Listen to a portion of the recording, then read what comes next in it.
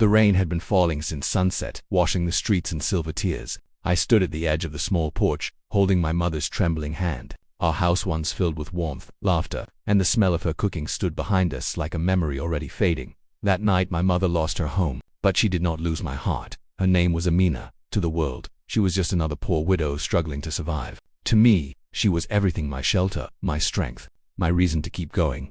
I was only 17 when our world fell apart. Our house was small, just 2 rooms, a narrow kitchen, and a roof that leaked when it rained. But for me it was the safest place on earth. My father had died when I was 9. After that, life changed overnight. My mother started sewing clothes for neighbors, waking before sunrise and sleeping after midnight. Some days she ate only once, pretending she wasn't hungry so I could have more. Whenever I asked her, "Ami, you didn't eat," she smiled and said, "I already did, beta. I'm just not hungry today." I knew she was lying, but I also knew why. One afternoon while I was returning from school, I saw 2 men standing near our door. They were well-dressed, their faces cold like stone. Inside, my mother sat quietly, her hands folded in her lap. One of the men spoke sharply. "This house does not belong to you anymore. You have 1 week to leave." My heart started pounding. "What do you mean?" I asked. The man looked at me as if I didn't matter. "The landowner sold the property. You people must go." After they left, silence filled the room. My mother finally whispered, "Allah will make a way." But that night, I saw her crying for the first time since my father died. Not loud, not dramatic, just quiet tears that hurt more than any scream for 7 days.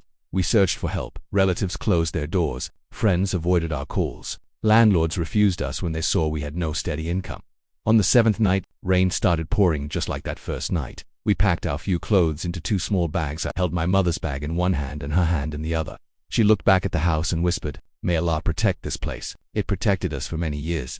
I felt something break inside me. We sat on the roadside under a broken streetlight, waiting for nowhere to go. My mother leaned her head on my shoulder. "Beta," she said softly, "don't cry. Homes can be lost, but dignity must stay." I looked at her tired face, her wrinkled hands, the woman who had given up everything for me. And that's when I made a promise, not just to her, but to myself. "Ami," I said, my voice shaking, "even if you lost your home, you will never lose my heart. I swear, one day, I will give you a house bigger than this world." She smiled through tears. "I already have the greatest home," she said, "in your heart." That night we slept on the floor of a small mosque hallway, given shelter by a kind old caretaker. I worked after school at a tea stall, washing cups, sweeping floors, serving people who never looked at me twice. Every rupee I earned, I gave to my mother, and every night, she prayed for me. Sometimes I woke up and saw her hands raised, whispering my name in her du'as. That's when I realized we may have lost our house, but we still had hope. And hope is stronger than walls. The nights on the streets were colder than I ever imagined, not because of the wind, but because of fear. Fear of tomorrow, fear of failing my mother, fear that one day I would wake up and she would no longer have the strength to smile for me. Days passed, then weeks. We moved from one temporary shelter to another, sometimes a mosque corner, sometimes a kind neighbor's storage room, sometimes just a bench near the market. My mother never complained, but I could see it in her eyes. She walked slower now. She breathed heavier. Her hands shook when she stitched clothes for people. One night, while I was washing dishes at the tea stall, the owner came running. "Your mother, she fainted," he said. My heart stopped. I ran faster than I ever had in my life. She was lying on the floor of the small room where we stayed, her face pale, her lips dry. "Ami," I whispered. Her eyes opened slowly. She smiled. That smile broke me more than anything else. "I'm fine, beta," she said softly. "Don't miss your work because of me." I wanted to scream, to cry, to tell her she mattered more than the whole world. But I just held her hand, and in that moment, I realized something painful. She wasn't just tired, she was breaking. The doctor at the free clinic looked at me seriously. "She needs rest, proper food, medicine," he said. "If this continues, her health will suffer deeply." I nodded, but my heart sank, because I had no money, no home, no way. That night, I sat beside her while she slept. I looked at her face, the same face that stayed awake for me when I was sick as a child, and I made another promise: not to the world, not to God, to myself. I will do anything, but I will not let her suffer alone. The next day I went to the market and met a man who offered work, hard work, long hours, small pay. But it meant medicine for my mother. It meant food on our table. It meant hope. I started working before sunrise and returned after midnight. Days I was so tired I could barely stand, but every time I saw my mother eating properly, every time I saw a little color return to her face, I felt rich. One evening she held my hand tightly. "You are too young to carry this burden," she said. "Because of me you lost your childhood." I shook my head. "No, Ami," I replied. "Because of you, I learned what love really means." Tears rolled down her cheeks. That night, She prayed longer than ever. Just when life started feeling a little stable, trouble returned. The man who gave us temporary shelter told us, "You must leave by tomorrow. My family is coming." Once again we were homeless. Once again my mother looked at me with silent fear, and once again I stood tall even, though I felt like falling apart. "Don't worry," I told her. "As long as I'm alive, you will never be alone." Some children grow with toys. Some grow with dreams. I grew with responsibility. At 17, my back carried the weight of a life that wasn't supposed to be so heavy, and still, I carried it silently. For her, my mother had always been strong, even when my father died, even when we lost our home, even when hunger knocked at our door. But one morning, I saw something new in her eyes. Fear. Not fear for herself. Fear for me. She watched me lace my worn-out shoes before work and whispered, "You look so tired, Beta." I smiled. "I'm fine, Amy." But she knew I was lying the same way I always knew when she lied about eating that day. She waited until I came back late at night. She held my face in her hands and said something that shook my heart. "If anything happens to me, promise you won't stop living." I felt my chest tighten. "Nothing will happen," I said quickly. But deep inside, I was afraid to. One stormy night, I came back from work and found her sitting on the floor, unable to stand. Her breathing was weak, her hands cold. "Amy," I shouted. She looked at me and tried to smile but couldn't. I ran to the nearest clinic, carrying her in my arms through the rain. Every step felt like a prayer. "Please don't take her," I whispered to the sky. "Take my strength instead, but leave her with me." The doctor helped her, gave her medicine, and said softly, "She needs care. More than love, she needs rest." Rest, a word that felt impossible in our life. That night, I sat beside her bed in the clinic. She was sleeping peacefully after many painful hours. I watched her chest rise and fall, and I made the hardest decision of my life. I quit school the next day. Not because I didn't love learning, but because I loved her more. I found full-time work at a warehouse, lifting boxes heavier than my dreams, working hours longer than my childhood. When I told her, she cried. "You sacrificed your future for me," she said. I wiped her tears and replied, "You are my future." From that day on, she tried harder to hide her weakness. She forced smiles. She walked even when she should rest. She pretended she was okay, just so I wouldn't worry. But a mother can hide pain from the world, not from her child. One night, I heard her crying quietly. "Allah," she whispered. "Just give my son a better life than mine." I stood outside the door, tears running down my face. She was praying for me, while I was living only for her. One evening, I came home and found a small envelope on the table. It was written in her handwriting. "Read this when you feel tired of life." My hands shook as I opened it. Inside, she wrote, "My dear son, if one day you feel you carried too much, remember this: you were never born to suffer. You were born to shine. If I am not beside you one day, don't cry for me. I lived my whole life in your love, and that was more than enough." I couldn't breathe. I ran to her and hugged her tightly.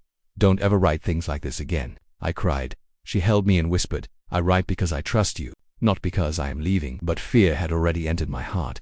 It was late evening when everything fell apart. I had just returned from work, my hands sore, my body tired. But when I opened the door, I didn't hear my mother's voice. No greeting, no gentle smile, just silence. I rushed inside. She was lying on the floor, not moving. "Amy," I whispered. No answer. My heart started racing like it wanted to escape my chest. I ran to her side and shook her gently. "Amy, please, wake up." Her eyes slowly opened, but they looked weak, distant. That moment, I was no longer a boy. I was just a scared son begging the world not to take his mother. We rushed her to the hospital in an old rickshaw. Every bump on the road felt like it was hurting her more. I held her hand tightly the whole way. "Stay with me," I whispered. "I still need you." At the hospital, the doctor examined her and looked at me with serious eyes. "She is very weak. Her body is exhausted," he said. "We will do everything we can." Everything we can. Those words scared me more than anything. They took her inside. I sat outside on a cold bench, staring at the closed door. For the first time in my life, I felt truly alone. I remembered her hands holding mine when I was little, her voice calming me when I had nightmares, her smile every time I came home safe. Now, I was the one praying. Not for money, not for success, not for dreams. Just for her to open her eyes again. After what felt like forever. The doctor came out. "She is stable for now," he said, "but her body has suffered too much. She needs rest, care, and peace." Peace, I nodded quietly. How could I give her peace when our life was always full of struggle? When she woke up, the first thing she did was cry. Not because of pain, but because of me. "You worked too hard," she said weakly. "You gave up your dreams for me." I held her hand and shook my head. "You didn't take my dreams," I said. "You became my dream." Tears rolled down her cheeks. That night in the hospital room, she whispered something I will never forget. "If I had 1,000 lives, I would choose to be your mother in every one." She fell asleep again. I sat beside her bed and made a silent promise: no matter how hard life becomes, I will never let her feel alone. I will never let her feel like a burden. I will never let her forget that she is loved, because she may have lost her home, but she will never lose my heart. After that night in the hospital, everything inside me changed. I still worked hard. I still came home tired. But now, I worked with hope, not just fear. My mother slowly started getting better. Not because life became easy, but because love became stronger. One evening, she sat beside me and said softly, "You are not just my son anymore. You are my strength." I smiled and replied, "And you are not just my mother. You are my home." One day, while working at the warehouse, the owner noticed me. "You work harder than anyone here," he said. "Do you want to learn something better?" That question changed my destiny. He taught me basic office work, gave me small responsibilities, trusted me when no one else had. Slowly, my life started to move forward, not fast, not magically, but steadily. Months later, with my savings and a little help from kind people, I rented a small room. Just one room. But to us, it was a palace. The day I brought my mother there, she stood at the door and cried, not because it was big, not because it was beautiful, but because it was ours. "You kept your promise," she whispered. "You gave me a home again." I shook my head gently. "No, Amy," I said. "I didn't give you a home. I only followed you, because wherever you are, that is home." One morning, I saw her sitting near the window, sunlight touching her face. She looked peaceful, truly peaceful. She turned to me and said, "For the first time in many years, I feel safe." That moment was worth every sleepless night, every tear, every sacrifice. One evening, she held my hand and said, "You never let me lose my dignity." I looked at her and replied with the same words I once said under a broken streetlight. "You may have lost your home once, but you will never lose my heart. As long as I breathe, you will never be alone." She smiled, not the tired smile, not the forced smile, but the smile of a mother who finally believed her son had won against the world. She lost her home, but she never lost love. She never lost respect. She never lost hope, because her son kept his promise, and that promise became their new life.